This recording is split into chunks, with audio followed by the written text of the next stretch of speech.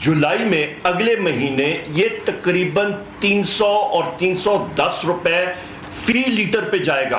उसके साथ साथ हर चीज का पहिया जो है वो आपका डीजल पे चलता है। आपकी जितनी अशिया खुर्दुनोश हैं वो आसमान से बातें करेंगी। महंगाई का एक और तूफान। जुलाई में पेट्रोल की कीमत 300 से 310 रुपए फी लीटर तक होने का अंदेशा। साबिक वफाकी वजीर तवानाई उमर अयूब कहते हैं, लगता है इम्पोर्टेड हुकूमत को अगले महीने खुदकुशी करनी है। 30 सालों में मुल्क की GDP की शरह सबसे ज्यादा PTI के दौर में रही। साबिक वजीर खजाना शौकत तरीन का दावा, बोले शहबाज शरीफ की हुकूमत 750 अरब रुपए की पेट्रोलियम लेवी लगाएगी, जिससे महंगाई का तूफान आएगा। 13% की महंगाई अब 25 से 30% तक जाएगी।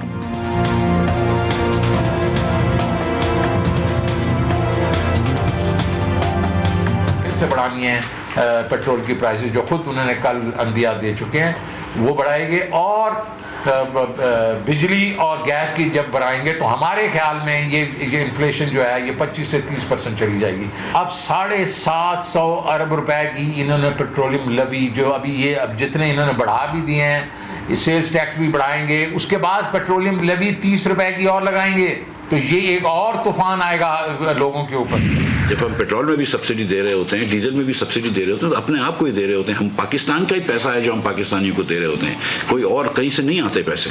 16 रुपए पर यूनिट तो हुकूमत पाकिस्तान दे रही है बिजली की, और 17-18 रुपए डिपेंड करता है कंज्यूमर, कहीं कहीं 24 रुपए आप दे रहे हैं, अवाम दे रही है। और ये 16 रुपए भी अवाम दे रही है। Let me be very clear, ये भी अवाम के ही पैसे हैं जो अवाम दे रही है और कहीं ना कहीं महंगाई में देती है। पेट्रोल महंगा कर रहे हैं तो ये पैसे भी मुल्क के खजाने में ही जा रहे हैं। बिजली की कीमतों को मुतय्यन करने का निज़ाम ख़राब है, ट्रांसमिशन और डिस्ट्रीब्यूशन में नकाइस हैं। अगर इन्हें दुरुस्त ना किया तो मुल्क को ले डूबेगा। वफाकी वज़ीर ख़जाना मिफ्ताह इस्माइल की पोस्ट बजट प्रेस कॉन्फ्रेंस। कहा, इमरान खान ने पूरे मुल्क के साथ टोपी घुमाई। IMF खुश नहीं है लेकिन हम उनसे बात करेंगे।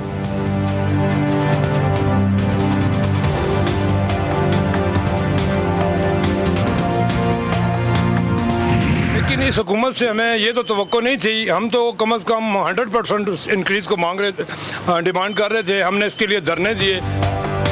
तनख्वाहों में 15% इजाफे के बावजूद सरकारी मुलाजमीन मुतमईन नहीं। GTV से गुफ्तगू में सरकारी मुलाजमीन का कहना था कि मुतालबा 50% का था, लेकिन इजाफा सिर्फ 15% किया गया। होशरुबा महंगाई के हिसाब से तनख्वाहों में ये इजाफा कुछ भी नहीं। अवाम की कोई रिलीफ नहीं मिला। दाल, चावल, आटा, घी, ये हर चीज़ महंगी है। कोई रिलीफ नहीं है किसी अवाम को भी। सब कुछ महंगाई वैसी है, हर चीज़ वैसी है, कोई यानी कि समझ नहीं आ रही है। पहले ही बहुत हालात ख़राब है, हम क्या करें। आटा भी नहीं सस्ता, चीनी भी सस्ती नहीं, कुछ भी सस्ता नहीं है। कल ये बजट आया ना, हमें नहीं उम्मीद कि जो चीज़ें इन्होंने अवाम के लिए कहा था सस्ती होंगी, अभी तक उनमें कोई रिलीफ नहीं मिला अवाम को। अवाम ने वफाकी हुकूमत के बजट को मुस्तरद कर दिया। कहते हैं, रिलीफ देने का नारा लगाकर इमरान खान की हुकूमत हटाने वालों ने परेशानियों में मजीद इजाफा किया है। सरकारी मुलाजमीन की तनख्वाह तो बढ़ा दी गई, लेकिन आम आवाम को रिलीफ नहीं दिया गया।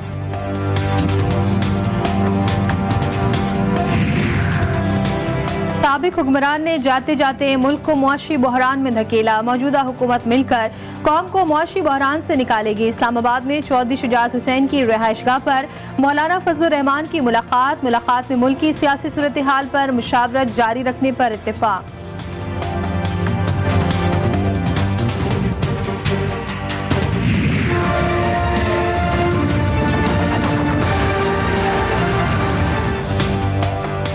FIA मनी लॉन्ड्रिंग केस में वजीर आजम और वजीर आला पंजाब को एक बार फिर रिलीफ मिल गया। स्पेशल जज सेंट्रल की अदालत ने शहबाज शरीफ और हमजा शहबाज की अबूरी जमानत की तौसीक कर दी।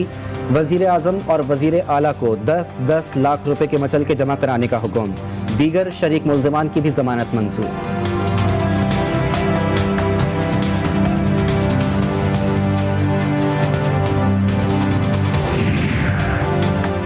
लाहौर से दुबई जाने वाले 186 मुसाफिर हादसे से बाल बाल बच गए। सरीन एयर के तैयारे से उड़ान के कुछ देर बाद ही परिंदा टकरा गया।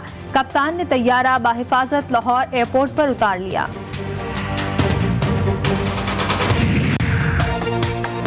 साबिक सदर आसिफ अली जरदारी का सैनेटर डॉक्टर सिकंदर मेंद्रो के इंतकाल पर इजहार अफसोस। पार्टी खिदमात पर सिकंदर मेंद्रो को खिराज अकीदत पेश। डॉक्टर सिकंदर मेंद्रो पार्टी के बेहतरीन असासा और साबित कदम कारकुन थे। पार्टी क़यादत सिकंदर मेंद्रो के खानदान के गम में बराबर की शरीक है। आसिफ जरदारी का बयान।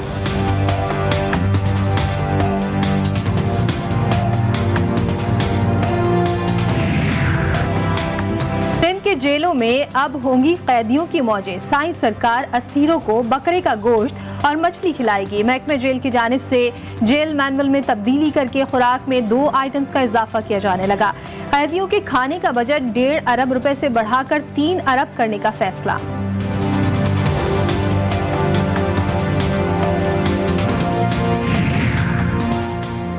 लियारी गैंग वॉर के मुबैना सरगना उज़ैर बलोच के खिलाफ धमाका खेज मवाद रखने के मुकदमे में अहम पेशरफ्त हुई। इंसदाद दहशतगर्दी कराची की अदालत में मुद्दई मुकदमा रेंजर्स के DSR ने उज़ैर बलोच के खिलाफ अहम बयान कलमबंद करा दिया। रेंजर्स अफसर ने अपने बयान में बताया, उज़ैर बलोच ने गिरफ्तारी के दौरान गार्डन में गोला बारूद और असलहा दफन करने का इंकशाफ किया था।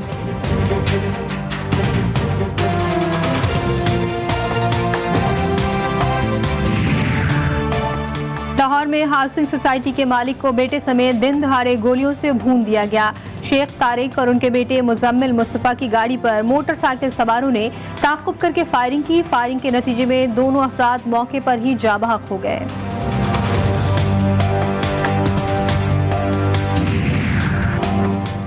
हैदराबाद के इलाके होसड़ी में मैयत ले जाने वाली कश्ती नहर में उलट गई। 8 अफराद डूब गए, 7 अफराद को बचा लिया गया। एक की लाश निकाल ली गई। मैयत के साथ हादसे का शिकार होने वालों में पीपल्स पार्टी के बल्दियाती उम्मीदवार हफीज शोरो भी शामिल थे।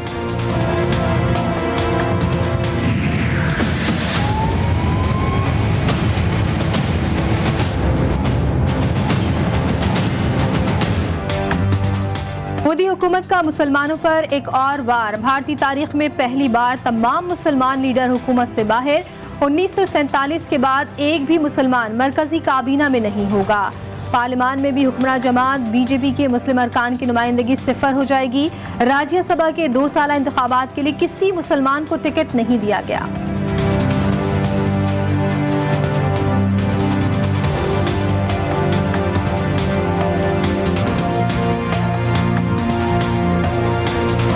মৃতদেহ উদ্ধার হওয়ার পর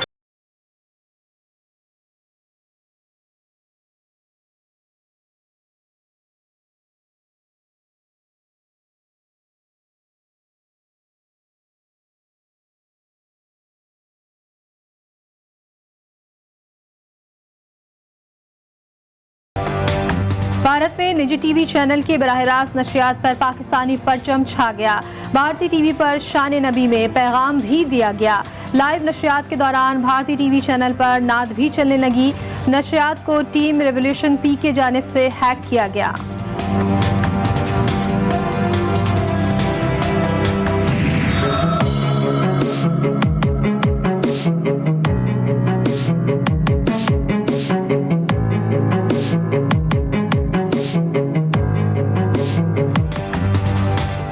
पाकिस्तानी नौजवान ने आलमी रिकॉर्ड बनाने का रिकॉर्ड अपने नाम कर लिया। गिनीज वर्ल्ड रिकॉर्ड ने इरफान महसूद के 1 मिनट में 40 पाउंड वजन के साथ 89 जंपिंग जैक्स के रिकॉर्ड की तौसीक कर दी। इरफान का एजाज आलमी इदारे की वेबसाइट पर आवेजा कर दिया गया।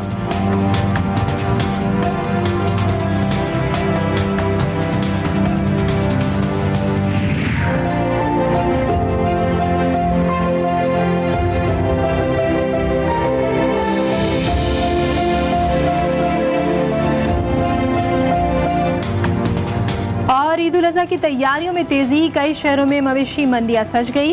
कराची की मवेशी मंडी में 40 लाख रुपए मालियत के राजा और शहजादा की जोड़ी ने धूम मचा दी। शहरी बकरों की खूबसूरती और जसामत के दिलदादा हो गए। लंबी कामत का ऊंट भी शहरियों की तवज्जो का मरकज बन गया।